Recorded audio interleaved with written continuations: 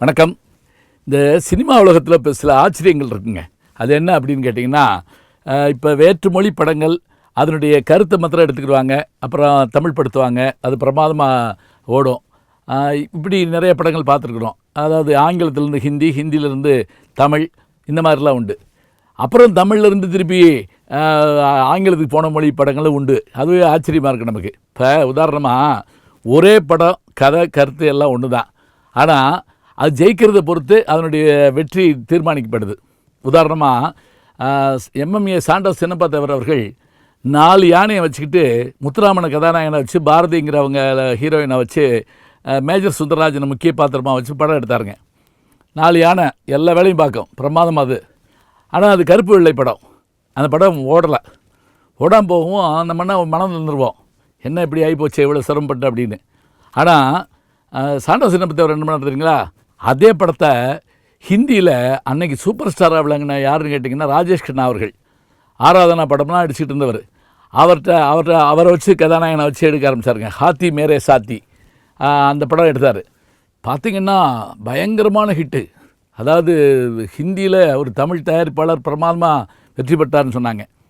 Santos Chinappa தேவர் அப்படியும் பாடலைங்க. அதை திருப்பி என்ன பண்ணார், தமிழில் அதே வெற்றி பெற்ற அதே 4 யானையை வச்சு, 4 யானை மாறவே இல்லை, அதே 4 யானையை வச்சு புரட்சியாளர் எம்ஜிஆர் அவர்களையும் கேஆர் விஜயா அவர்களையும் வச்சு அதே கதையை எடுத்தாருங்க. தமிழில் பயங்கர ஹிட்டு. ஓடி ஓடி உழைக்கணும், ஊருக்கெல்லாம் கொடுக்கணும், ஆகட்டுண்டா தம்பி ராஜா, இதெல்லாம் இந்த படத்தில் கூடிய பாட்டு கவிமாதவனுடைய இசையில். இப்போ பாருங்கள், ஒரே கதை 3 படமாக வந்து முதல் தடவை ஒரு மாதிரி லேசாக சாதாரணமாக போச்சுன்னு நினைக்காம அதை வெற்றியிட வச்சுக்கிற முயற்சி இருக்குல்ல, அதாங்க வெற்றி. இப்படி கூட வைங்களேன், அன்பேவா படம் கதாநாயகன் பணக்காரர் எம்ஜிஆர் அவர்கள், பணக்காரர், ஆனால் ஏழை மாதிரி நடித்து கதாநாயகியை காதலிப்பார். இது ஒரு ஆங்கில படத்தில் முதல்ல இருந்ததுன்னு சொல்லுவாங்க. அப்புறம் ஆங்கில படத்தினுடைய அந்த ஒரு சின்ன ஒரு புள்ளியை வச்சுக்கிட்டு தமிழில் அன்பேவா வந்து வெள்ளி விழா படமாக மாற்றினாங்க. ஆச்சரியம் என்ன தெரியுங்களா, ரொம்ப நாள் கழித்து அன்பேவா வந்து ரொம்ப நாள் கழித்து அன்பேவா வந்தது 63-64களில் வந்தது.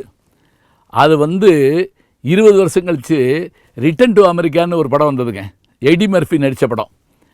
அந்த படத்தில் கதாநாயகன் பெரிய கோடீஸ்வரன், ஆனால் அவர் ஹோட்டலில் வேலை பார்த்துக்கிட்டே ஒரு பெண்ணை காதலிப்பார். அப்படியே அன்பேவா தான்.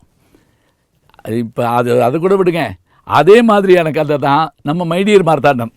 பிரபு அவர்கள் மகாராஜா இளவரசராக இருப்பார், ஆனால் ஏழை மாதிரி நடித்து குஷ்புவை காதலிப்பார். அப்போ பாருங்கள், யார் எப்படி இருந்தாலும் வெற்றி என்பது முக்கியம். அப்படிங்கிறப்ப ஜெயிச்சு காட்ட முடியுங்க. சில திரைப்பட உலகிலும் சரி, எல்லா இடத்துலையும் சரி, வெற்றி உங்கள் கையில் தான், நம் கையில் தான். சாதித்து காட்டுவோம். நாளை சந்திப்போம்.